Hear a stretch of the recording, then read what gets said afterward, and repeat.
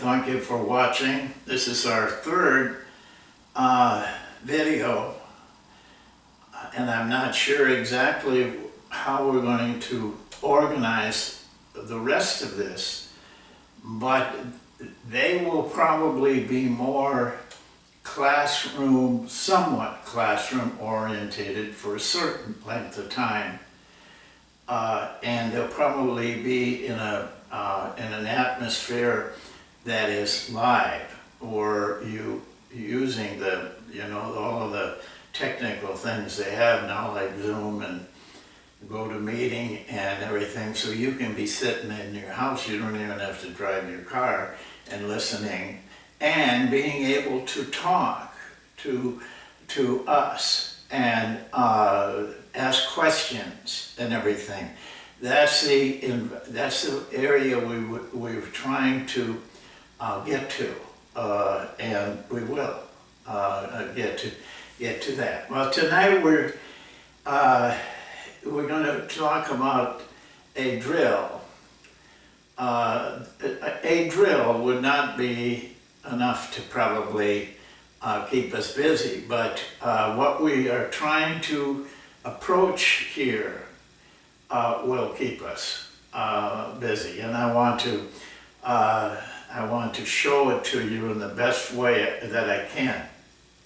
You know, the other night I was just doing some kind of writing, and I don't know why I wrote this, but I think it's pretty pertinent, and I want to pass it on to you guys. I wrote that, we have, as coaches, to make a contribution, we have to do certain things like we ask of our players. We want our players to improve. As coaches, we need to improve. We need to improve in a lot of things. Maybe it's diction, maybe it's grammar, maybe it's any type of thing that doesn't always have to be basketball or coaching orientated. But it really dawned on me that we don't think much about ourselves doing what we insist that our players do, to get better. We need to get better just like they do. And I think that what's going to happen when you do that is it's going to draw things out of you that will just normally push you up a few notches, make you a little bit better at what you're doing. I have the guys that have been with me before have heard this, because I say it a lot. I think coaches should do 3 things every week. One is, I think you should break down a film every week. You can get it done in a couple of days probably, but just get it done in a week. And don't just sit and watch it and eat popcorn, but have a pencil and a paper and have a mission. I want to keep track of how many times we get a fast break that's 3-on-2 or 2-on-1. And did we score? Didn't we score? It's simple stuff, but it focuses your mind on things that you don't have focused by just watching. Second thing is read a good book. Coaches don't read a lot, and I'm trying to improve that, not only in you but in me as well. I read a lot, but you don't have to read only basketball things. A good friend of mine is a football coach, and every time I talked to him, he'd be home at night. I'd call him, and he said, "I'm reading the Bible." I'm just sitting here reading the Bible. And I said, "So why?" And he said, "I learn a lot about myself and about players. There's a lot of things in here that apply to what I do as a football coach and what my players do." And I think that's true of a lot of writing, a lot of reading. Get in the habit of doing that. You kind of stay away from it for a long time, a lot of you guys, because you know it's drudgery to you. But pretty soon it will open up. It won't be drudgery. It'll be a real learning experience. Well, tonight, what I want to talk to you about is a drill. I'm really not trying to push a drill on you. I'm trying to show you a drill that you can use. Not only is it a good drill for just getting a lot out of your players, they can do these things and do them well. Your reward will be easy baskets. So don't look at it like this is, oh, I got to do this. We're going to run that drill again. No, you can just start counting the open shots you're going to get if you do it right. But tonight I have an extended purpose, and you should have it also. And that is, first of all, I want to mention that drills should have a purpose. If you can't sit down and say, why am I running this drill? What's it going to do to help me? There's two things it should do. One thing for sure, it should relate to your system. If it doesn't relate to your system, no matter how good a drill looks in a clinic, forget it. You're wasting your time.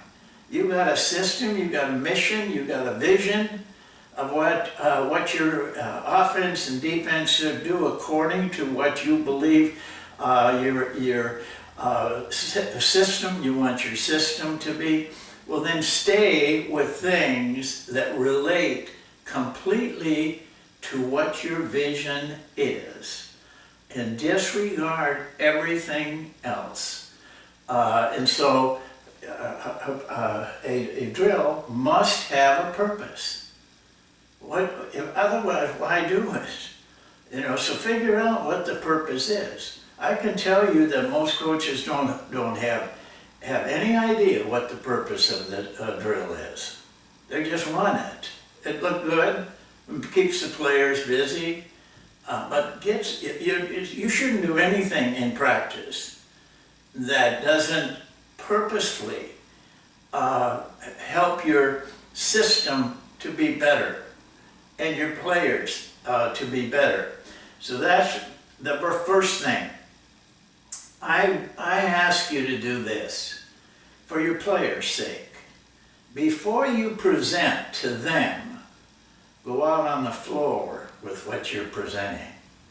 I know you got a nice diagram there, looks really neat, but when you go out on the floor, it's different. The angles are different, spacing is different. You need to have that in your mind so that when your players are talking to you, or you talking to your players, you're saying good things to them. This is why you need to be at this spot. This is how far you should be from, but you can't do that without going out on the floor. If you don't have a big staff, recruit people. When I was with Cleveland, I did the offense, and we were trying to put in a really big play. I went up and got 5 girls out of the office. They had pantyhose on and makeup and everything. They were a wreck by the time we left. But I could watch and see. They made mistakes that I realized our players would make too. So, it helped me. It always helps you to go out on the floor. And don't do it just before practice. Try to do it the day before or morning before. Now, I think in the book I have coaching points for almost every offensive thing we do. You have to determine what your coaching points are about in the drill, and write them down. I tell you how I do it. It isn't magic how I do it, but it helps me, and it might help you. I always draw out everything that I'm going to present on a yellow pad, a nice sized one, so I can draw everything just the way it should be. And then by the time I get done, I've got a note over here, I've written a note over here, and here's a point that we need to make over there. I don't memorize those, and I don't think you should either. But just the act of writing it on a piece of paper, it's in your mind, and you'll be surprised. You'll use it sometime when you never even thought about it. It just pops up right at the right time when you're talking to your team or to your players. Two things in running, showing you this drill that early on you want to start getting into, and that's what I mentioned before, feeling. I don't know how to put it any better or different than feeling. Using how you feel, not how your mind is trying to get through to everything, control it, but just feeling. I feel like this is right, and it probably is going to be. So start right away. I start right away with them. I tell them right now, and I've had players come back to me and said, well, we're supposed to read the defense. And I tell them, don't read the defense. Figure what you want to do and do it. You read the defense, you're too slow. While you're trying to read them, they're getting in a different position. And just do what you feel like doing. Your mind is going to sort it out for you if you don't mess it up by thinking and preparing. The other one is just that, predetermining. So many players predetermine what they're going to do. They think it gives them some confidence. But what we want you to have confidence in is being able to operate instinctively. Do not let anybody tell you that you can't teach instinctive play. I do it to myself. I am amazed at how much better you can get when you get to the point that you don't think about it and you don't predetermine, oh, I got to get this finger over here. That always destroys a part of that piece. So really think about those things, and I wouldn't make a speech about them before we practice, but as you get into the drill and you're learning the drill and you feel like you can sense that they're getting a feel for the drill. And then I'll show you what this drill is. It's really pretty simple. I think you think I'm kidding. I run this all the time, and we get very good at it. First of all, let's talk about the drill itself. We line a group of players up out here, but 4, 5, 6 players. We put 3 balls in that line. So when the drill gets going good, they can go, go, go. They don't have to delay at all. We got a line over here, and one of that line steps in. And then the pass is made to a coach. Do not use players. The pass is made to the coach because he isn't going to worry about how he looks or doing something fancy or doing something funny, which is, destroys it. He's going to be seriously looking to pass. And don't use 2 balls. I know it's more efficient to use 2 balls. That's what I hear all the time. I don't care about efficiency. I don't care if I'm not efficient. What I care about is being effective. And 2 balls destroys this drill. Almost every other drill. The pass is made. He goes and sets a screen. This guy, I don't do a lot of coaching on, bring him here and step over here and all that. I will talk about those things briefly, but I want them to figure it out. And they will. You have to trust your players. They know more than you think they know. And they're smarter enough to pick up all of these things. So, by the way, I don't want to lose this. I forgot the 3rd point in what you should do every week. The 3rd one is talk to somebody that's smarter than you are. It's hard to do. I understand that, but it can be done. But don't make it your buddy. Scout around and try things, call people. You'd be surprised at how easy it is. They want to help you. Coaches are help people. They want to help you. But so that you can have a dialogue with a man that really knows much more than you do. Don't hang with the guys that are nothing any higher than you are on the experience trail.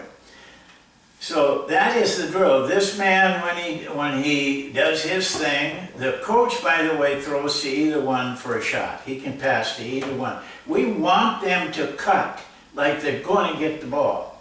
And we want them to understand that just because you made a nice cut and you didn't get the ball, that's the game. That's the way life is. You got to forget it and then go to the next thing. So now they exchange lines. This guy will go to the end here, this guy will go to the end here. So they play both positions equally. That's the drill. And you can play both sides, over here and over here. You should do that, but not necessarily the first day. But you can get through most of this. Now I'm going to show you 4 things that we want our players to be highly skilled at, and we want them to be instinctive in these 4 things. For the coach, screen. Now this is what I call just a regular. It's pretty normal. If you can get that guy to go to behind, you might get out here and get a decent shot. But always the screener moves. This time, in this situation, he rolls to the basket. So just that little bit gives us 2 opportunities to get a good shot. If it's, if you catch everything right, one of those 2 can get a good shot. I did a breakdown of Golden State, not last year, but when they were really good. And they scored so many points off of this in playoff games. It was amazing to me. I think they rolled, and the pass was made to the roll man 10 times in a game. They scored every time. Guy was getting layups off of it. But they know how to execute it. You could tell they practiced it, and they were doing it instinctively. Maybe mildly instinctively. That's one. This one is just a kind of an opposite thing. This one, the guy sets the screen. Now he back cuts. This guy then pops. So now the 2 passes are here and here. Again, two possibilities. In everything that we do. We always teach our screeners how to move. They're either popping or rolling or something. sometimes they will see things that you can't see from the bench even, and make just the right type of move to get open. The next one is a curl. Pass, screen, curl, and pop. There is situations that this guy can flare. But you know what's wrong? Why I don't really push flaring? It's hard to shoot accurately flaring. You may get open, but you're going away from the basket a lot of times. You have to set your feet, and but I know players that really can do flare. So if they, that's why we give them freedom, because they find something for themselves after a while that they can do and they get comfortable with it. The last one is pass and slip the screen. Go down like they're screening. A lot of times what happens is this guy trails. You've been doing this 3 times, and he kind of opens a gap there, and you slice it. This is a powerful move. Now the screener here, in the slipping the screen, we tell our screener to either pop straight out or cut into here for a good shot, maybe, or just to fill. Now that is all that that's all that happens in this cut. Here's what I want to make sure you understand. This isn't any players. I'm pretty open with players. I tell them that it's never going to be just like this. For one thing, this guy passing to the weak side is not a good situation. It's too easy to defend. The ball's over here and they just slide right through. You'll get this a lot if they're doing that. So this might come up, the guy might be up here, the passer, the cutters are down in here. It doesn't make any difference if the guy is screening and you're going to do one of those 4 things. And by the way, when you get to different parts of your offense, or you have an offense different than what we have, these will fit in any offense that I've seen. I've never seen an offense that those things won't fit in. What I have seen is, this is possibilities, but the coaching has not been thorough enough to get players to recognize it in games. That's where they have to do it. Practice has to be able to be used in games. So that's enough basketball right there for you to. I don't know. I don't see many teams that can do all 4 of those things. We practice very hard at it, so our teams can. But we do it with this drill. We run it and run it and run it. That everything you need to do, you must repeat. Do not underestimate the power of practice, of practicing and practicing and practicing the same thing. Get good at it. Get good at any one of these. And I tell our players that if there's something in here that you really kind of feels comfortable to you, well then do it. And do it and practice it so that you get super good at it. And pretty soon, you drive the defense crazy. Well, that is it. And it's a lot more powerful than it looks on paper. That's where you go on the floor. But you have 2 things you're trying to get across.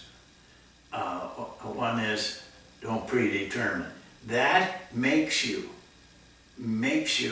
go by feeling and allow yourself to feel and do something. I tell every team I have, you cannot make a mistake. If they think they can make a mistake and it's going to embarrass them, or the coach is going to get mad at him, or the players are going to yell at him, the fans, I can't imagine the fans know even what a player is supposed to be. But all this is going through their head. You know, they have to get rid of that. They have to play with confidence and try to build their confidence.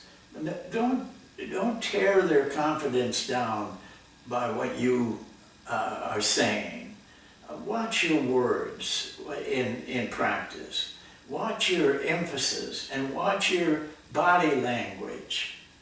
They take all that in, and it hurts their confidence. You cannot really feel and do something if you're afraid. It won't work. You have to beat those mental things, and you will. And your players will love you for it 20 years from you taught them, because they'll use these things in life. The same type of practicing and preparing and repeating. These are life lessons. We'll be back. I'm not sure which day, but it'll be early in the week. I've already got something I want to talk to you about. I am working towards trying to build a more, I call it a school, but a more systematic way of improving coaches and players. And to give coaches a way. You know, when you've been coaching 50 years, you find a way. But you got a lot of time in there till you're 50. You know, the first 5 years you're coaching, to me, if you're a head coach, and by the way, assistants get to be a head coach, you're pretty much just learning. I know you think you know it all, but I did too. Luckily for me, I realized eventually that I didn't know it all. And I sought out help. And that changed my career. Because of people I talked to really empathized with me. And they also knew that I had a tremendous drive to coach right. And so they were more willing to tell me what I wanted to know. And I learned from a lot of people. And I thank every one of them, because every one of them changed me. So let's wait till next time, and we'll see you again. Thank you.